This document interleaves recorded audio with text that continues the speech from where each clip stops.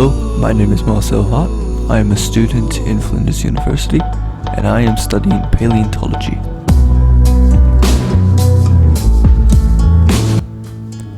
Ever since I was a child, I always remembered enjoying the idea of dinosaurs. I remember just having fun with the topic of dinosaurs, and not just dinosaurs but all forms of prehistoric life.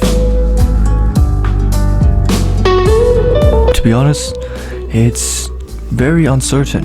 I would, as long as I'm somehow involved in paleontology, that's the end goal, I guess, in the end. I don't mind if I'm out in the field digging up species of dinosaurs, or if I'm educating the public about these prehistoric animals. But I hope to achieve my possible hypothesis of the idea that maybe somewhere out there in Australia is an undiscovered abelisaur or an undiscovered carcharodontosaur.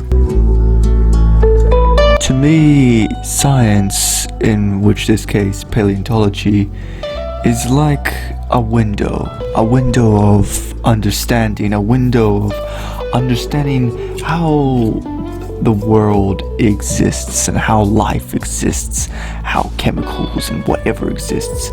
In a way, science almost has this sort of philosophy to it, by understanding science, you sort of have a better understanding to the world and living and life. When we talk about science in our daily life, really it's impossible to avoid it, because science is essentially everything. It's everything that can be explained, and because the world doesn't have magic in it or anything like that, right? So you gotta rely on science to do pretty much anything you want to do. You want to drive a car, well, you gotta learn how the sciences behind machinery and petrol. You want to start cooking, well, you gotta make sure you know how to work with an oven, which at some cases is a bit of science now, isn't it?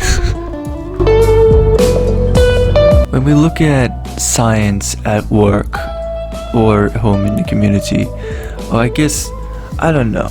You can do science. I think that's a special thing about science. You don't necessarily need like a special fancy laboratory. You could just be in your basement, in a home. You're the exploring type, the type of person that wants to know more. You might be the most strangest, weirdest person in the world, but if you are curious about something, take your time to experiment these ideas and how you do it, no matter how strange it is. That's still in a way sort of science, right? You're experimenting and you're learning, and you're taking your time to make sure you know these things. So I guess to summarize it all, you just to be a scientist at work is, well, exploration.